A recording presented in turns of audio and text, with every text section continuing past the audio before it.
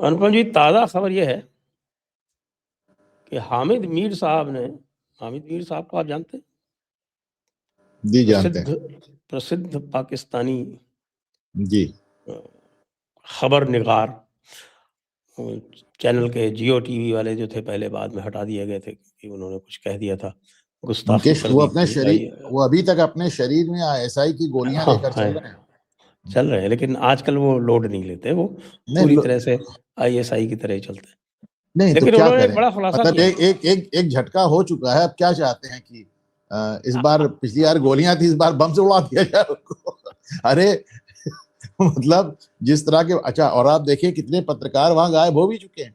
मतलब जो पत्रकार देश छोड़कर चले गए, उनको अफ्रीका तक में ढूंढ के मारा गया। आप कैसी बात कर रहे हैं? बिल्कुल। अरे ISI कोई मोसाद से कम है क्या? नहीं, एक ISI और मोसाद में सिर्फ एक फर्क जान ले। अब आपने आज इशू उठाई दिया है, तो ISI कई मायनों में मोसाद से भी बेहतर है। अंतर सिर्फ इतना है कि मोसाद दूसरे देशों के दुश्मनों के लिए जो काम करता है, ISI अपनी अपनी पब्लिक के लिए, अपनी जनता के में। आप समझिए, ISI से पाकिस्तानी फौज और ISI, जब पाकिस्तानी अवाम की बात आती है तो इनसे ज्यादा बहादुर, इनसे ज्यादा सक्षम कोई नहीं। हाँ, लेकिन ये जो कह रहे हैं वैसे तो और एक मिनट इसमें और जोड़ दूं। आप कहेंगे नहीं ISI आपसे पाकिस्तान में तो नहीं काम करती, भारत में। मैंने कहा जब वो पाकिस्तानियों की बात करते हैं, जब पाकिस्तानियों को जोड़ने की बात आती है, तो ISI से ज्यादा बेहतर कोई नहीं है। वो अलग बात है कि उनको बहुत ढेर सारे पाकिस्तानी बॉर्डर के इस पार भी मिल जाते हैं। हाँ, देखिए ISI क्या है, ISI इंटरनल एक्सटर्नल सब डील करती है। मोसाद केवल एक्सटर्नल डील करती है, उनकी नहीं इंटरनल कहने, एजेंसी अलग है, शिन बेट ISI बोलते का हैं उसको। ISI का पॉलिटिकल विंग मुशर्रफ के दौर के बाद खत्म हुआ है, या उसी दौर में खत्म हुआ है। उनका एक पॉलिटिकल पूरा एक अलग उनका एक पॉलिटिकल डेस्क था, कहने को खत्म कर दिया, पर कहने को हाइपर ही तो एक्टिव किया है, है ना, हाइपर हाइपर एक्टिव एक्टिव, है। बिल्कुल सही। जैसे हमारे यहाँ रॉ जो है वो अंदर इंटरनल नहीं कर सकती, इंटरनल नहीं, काम IB का है। वो तो दूसरे कारण से नहीं कर सकती ना। रॉ का बाप बैठा हुआ है ना, रॉ जिससे पैदा हुई है, रॉ पैदा हुई है IB से, और IB अंदर बैठी हुई है। टर्फ वॉर चलता रहता है, आप अंदर कुछ करने की कोशिश करते हैं, IB हाहाकार मचा दे। तो वहां पे कुछ है ही नहीं अंदर ना। वहां बाहर भी ISI, अंदर भी ISI, घर के अंदर भी ISI, प्रधानमंत्री के घर के अंदर भी ISI है, राष्ट्रपति भवन में भी ISI। आपने देखे, इमरान खान ने तो बताया कि ISI उनके बेडरूम में बग लगा के उनकी जासूसी करती थी। और कौन करता था? यही मुनीर, आसिम मुनीर करता था। इसीलिए तो इसको हटाया था, तभी इसीलिए से तो इसको उनका हटाया झगड़ा था। चल रहा है। बहरहाल हामिद मीर क्या कह रहे हैं, ये गौर तलब बात है, क्योंकि इसको हम जैसे बोलते हैं ना म्यूटैटिस म्यूटेंडिस, वो भारत के मुसलमानों पर भी लागू होगी। वो कह रहे हैं कि साहब कि 8 करोड़ 80 मिलियन पाकिस्तानी जो हैं वो मेंटल और साइकोलॉजिकल डिसऑर्डर से ग्रस्त है, which is about 33% of their population. सवाल ये नहीं है कि हामिद मुनीर ने एकदम से अपनी ही जनता, हामिद मीर मीर मीर मीर हामिद मीर ने अपनी ही जनता में एकदम से पागलपन ढूंढ लिया। ये बड़ी बात नहीं है। ये बड़ी बात इसलिए है क्योंकि ऐसा उन्होंने फील्ड मार्शल आसिम मुनीर के आने के बाद ढूंढा है। आप सब आप देखें, मौलाना डीजल से लेके छोटे बड़े सारे मौलाना कह रहे हैं कि आसिम मुनीर पागल हो गए हैं। आसिम मुनीर जो कुछ कर रहे हैं वो कुरान और इस्लाम के खिलाफ है। आसिम मुनीर अपने आप को ताकयामत बना के रखना चाहते हैं। आसिम, और मैं तकरीबन सब चैनल्स पे बार बार कह चुका हूं कि आसिम मुनीर का हश्र जिया उल हक जैसा होगा। जिया उल हक को तो फिर भी 11 साल मिले थे, जिया उल हक को तो फिर भी 11 साल मिले थे। इनका बहुत जल्दी निपटारा हो जाएगा।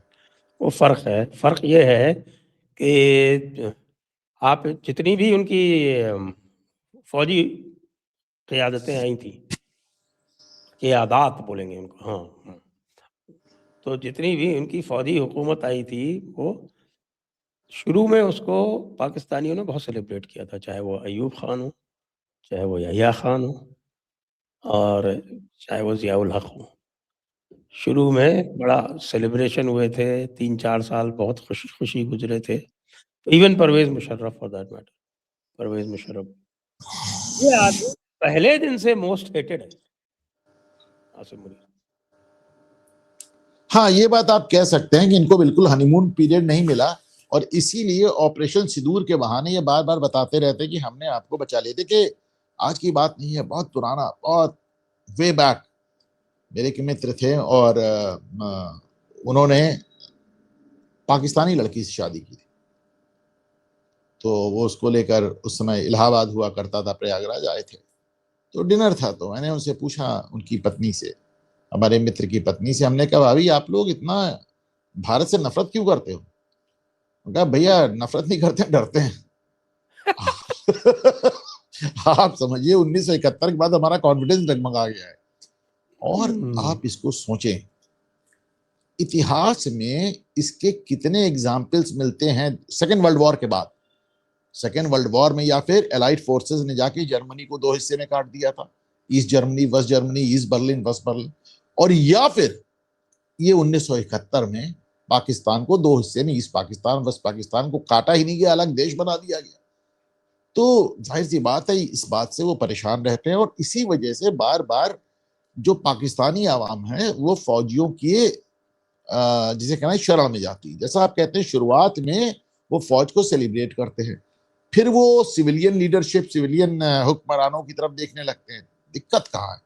दिक्कत ये है कि पाकिस्तान में सिविलियन लीडरशिप जितनी बार आई वो इतनी निकम्मी थी, इतनी बेकार थी कि फिर बात फिर से आर्मी के पाले में चली जाती। और मैं इसको समझा रहा हूं, जनरल मुशर्रफ ने अपने समय में एक कानून ये बनाया था कि साहब एमएलए हो या एमपी, सबको मिनिमम ग्रेजुएट होना पड़ेगा, स्नातक होना पड़ेगा। बाद में जब जांच हुई तो पता चला आसिफ जरदारी तक की डिग्री फर्जी निकली, राष्ट्रपति तक की डिग्री फर्जी निकली। और उस समय उनके तो पायलट के लाइसेंस तक फर्जी निकले थे। 350 पायलट्स के पास कोई लाइसेंस नहीं था, वो को पायलट बनकर उन्होंने हवाई जहाज उड़ाना सीखा। तो इसीलिए उनको यूरोप, अमेरिका और सब जगह बैन कर दिया गया। देखिए सुनिए, बैन कर दिया। तो उसमें भी आप देखिए, मुझे याद है कि वो वैसे पीआई पाकिस्तान इंटरनेशनल एयरलाइंस बिक गई है अब। नहीं, उस पर भी आते हैं। खैबर पख्तूनख्वा के जो तत्कालीन मुख्यमंत्री ने उस समय एक बात कही थी सदन में, मुझे भूलती नहीं, और हमारे व्यूअर्स जाकर उसको यूट्यूब पर सर्च कर सकते हैं, वो वीडियो पड़े 1000 जगह। उन्होंने कहा डिग्री डिग्री होती है, डिग्री की बात हुई थी, असली नकली की बात नहीं हुई थी। आपने कहा डिग्री चाहिए, हमने डिग्री दिखा दी। अब आप ये मत कहिए कि नकली, आपने कानून में ये नहीं लिखा था कि असली डिग्री चाहिए। He actually said that. Just imagine. बड़ा वायरल वीडियो है। तो शहबाज शरीफ जो इस समय उनके वजीर आजम हैं, प्रधानमंत्री हैं, उनके कितने वीडियो है जहां वो मंच पे बोलते बोलते शराब के नशे में मंच से नीचे गिर जाते हैं, माइक तोड़ देते हैं। माइक तो अक्सर तोड़ देते हैं, माइक तोड़ देते हैं ना। 5 शादियां की हैं। उनके विकास का सबसे बड़ा मॉडल ये है कि उन्होंने अपने घर से अपनी 5 बेगमों के लिए एक ओवरब्रिज बनवा दिया है जिसमें जमीन पर ना उतरना पड़े, अब इस बेडरूम से उस बेडरूम तक वो हवा में जाते हैं। ये उनका विकास का सबसे बड़ा मॉडल है। तो आप इसको मतलब आप सुनिए, वहां पे जो सिविलियन लीडरशिप आई वो इतनी ज्यादा निकम्मी, इतनी ज्यादा बेईमान आई कि लोग फिर लौट फिर के फौजियों के पास पहुंच जाते हैं। और एक आखिरी बात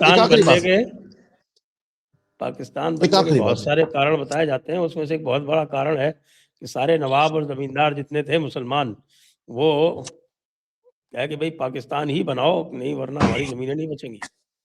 और वहां बना के आज तक वही लोग रूल कर रहे हैं। नहीं, देखिए मैं इस बात को कहता हूं, पाकिस्तान में जो एक सबसे बड़ी कमी रह गई कि 80 साल में उन्होंने कोई लैंड रिफॉर्म नहीं किया।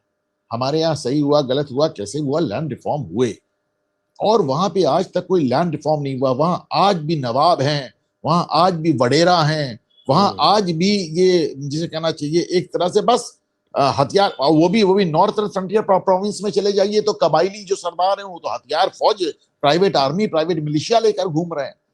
तो ये जो वहां की लीडरशिप है। अब ये बात आपने एक बड़ी अच्छी कही कि जो बाकी फौजी जनरलों को, डिक्टेटर्स को एक हनीमून पीरियड मिलता था, साल 2 साल 4 साल का, आसिम मुनीर को वो भी नहीं मिला। इसका कारण ये है, देखिए मैं एक बात हमेशा कहता था, मैंने उस जमाने में फेसबुक पे लिखता था, कई बार लिखा कि अल्लाह मियां इमरान खान को लंबी उम्र दें।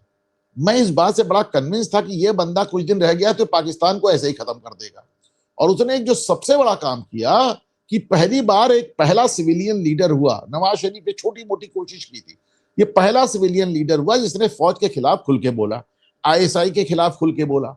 तो ऐसे में आपने देखा कि पहली बार आवाम ऐसी सड़कों पे घुसी कि इनके जो कोर कमांडर है उनके घरों में जाकर आग लगा दी। आपने देखा कि सेना के हेडक्वार्टर में घुस गए, तमाम चीजें हुई। इस सब के चलते ऐसे माहौल में ऐसा आर्मी चीफ आ गया जिसको माना जाता है कि उसकी सारा अस्तित्व इसलिए है क्योंकि इमरान खान से लड़ा था, और इमरान खान आज भी पाकिस्तान का एक पॉपुलर लीडर है।